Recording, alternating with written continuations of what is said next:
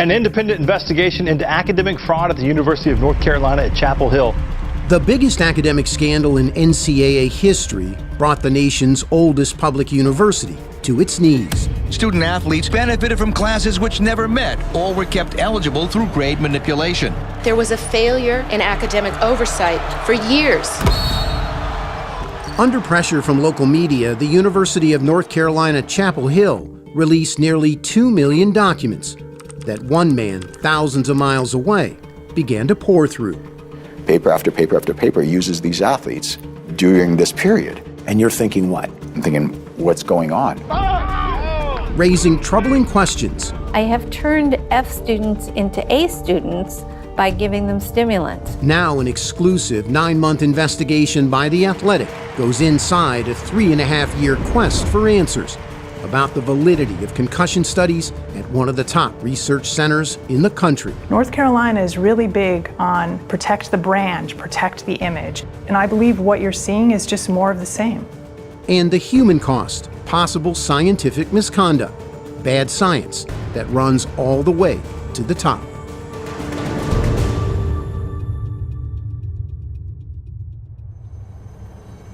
Our story begins 2,000 miles away from Chapel Hill, North Carolina, in Salt Lake City. Ted Tatos likes to pore through documents. An economist, forensic statistician, an adjunct professor at the University of Utah, Tatos has been an expert on dozens of cases, including antitrust and labor litigation, and retained by the Securities and Exchange Commission to consult on matters of stock fraud. In short, he's a data detective who dives into places few others care to go. This is the first time anyone's really had a chance to really peek behind the curtain to see how a major collegiate sports organization is run. What initially drew Tatos' eye was the massive academic fraud scandal at the University of North Carolina. For the better part of 2 decades, more than 1,400 student athletes were enrolled in bogus courses called paper classes to help keep them eligible to play. Beginning in 2015, UNC released 1.8 million documents related to the scandal. For an academic like Tatos, it was data from heaven. You have to be thinking, God, I wonder what's in there. It's difficult to believe it unless you actually see it. Searching the files, Tatos first discovered the same academic support program that steered athletes into bogus classes was also having them tested for learning disabilities. Neuropsychological testing is common practice among college athletic departments. This January 9, 2007 email stunned Tatos.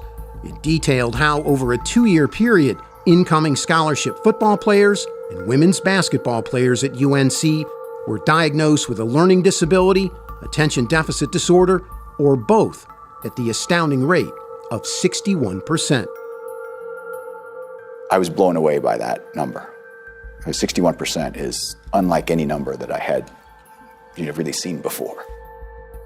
In the email, a local neuropsychologist whose practice had been hired to test the athletes wrote of the extremely high learning disability rate. It is amazing that no one has ever addressed this issue before. So you're acting kind of like a detective at that point in time. Essentially, yes. The discovery led Tatos to embark on a 3.5-year investigation, taking him deep into the world of ADHD, a disorder that makes it difficult for a person to focus and control impulsive behaviors. Just for sake of terminology, I want to make clear that ADD and ADHD are the same thing. ADD is actually not a term that exists anymore. Dr. Sarah Chayette is a pediatric neurologist who has written 2 books on ADHD and learning disabilities. Learning disabilities are a particular skill that your brain doesn't do that naturally. So, for example, most people can learn to read in a fairly natural way. There are some people who that specific skill of reading just takes a while to develop or is very difficult to develop. Basically, the concept is that you get diagnosed with ADHD when you're in a not focused state too much of the time. That has to cause significant problems in multiple areas of your life. Dr. Chayette told us ADHD affects a small percentage of the U.S. population. The number is hovering somewhere around 5%, maybe 10%, depending on how you define it. There is no blood test. There is no MRI test that says you're in or you're out. It's mainly a clinical diagnosis.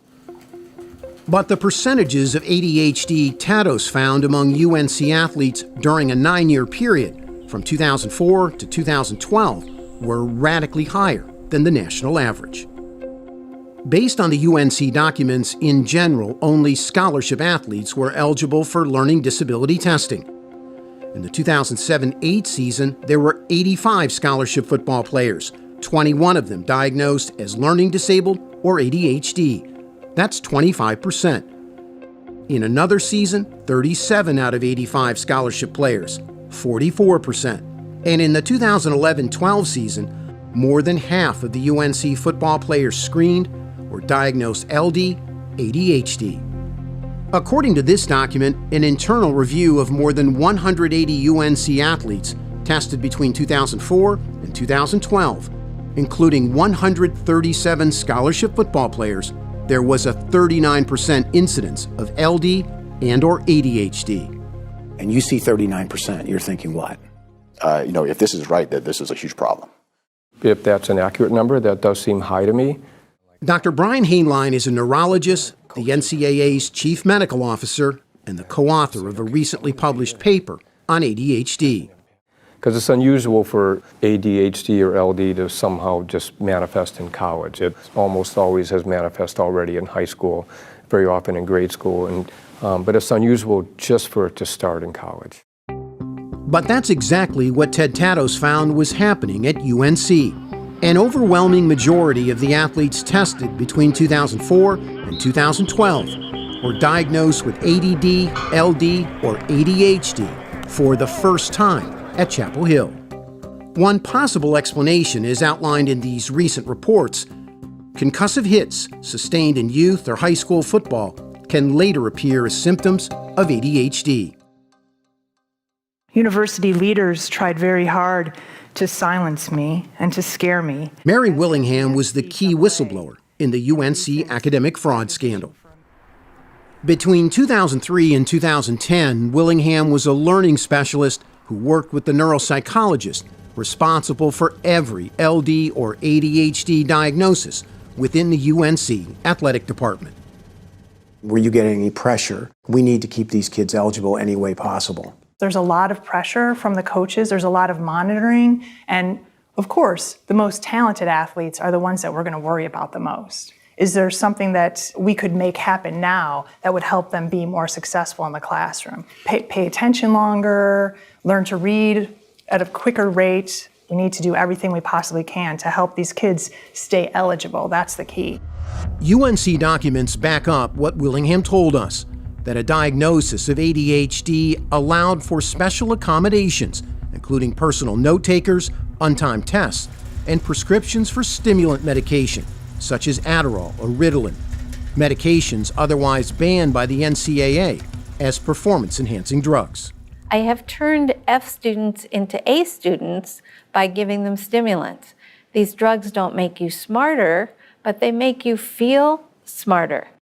It's unclear from the documents how many UNC football players were on stimulants, but this report, uncovered by Tados, offered a clue.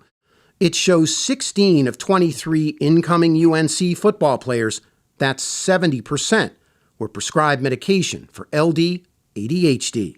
Athletes would come in and ask if they could test for ADHD because they were interested in taking the medication as well, because they could see that that teammate was able to get more work done or take a dosage late in the day to help them do their homework. According to this 2006 email, the issue of ADHD medication among football players was setting off alarms inside the UNC athletic department. Here, the head athletic trainer expressed concern that some of our student athletes are being put on medication that is not documented by student health and our team physician. As the University of North Carolina's athletic department was coming to grips with the abnormally high ADHD diagnosis and medication rates, Tados discovered many of the same athletes were being used as test subjects, lab rats by the university's renowned concussion research center. Not once, not twice, but in study after study. Bottom line is, if you're LD or ADHD and you're part of a concussion study, it should be disclosed and it should be accounted for. 100%. Was that the case at North Carolina? No, no.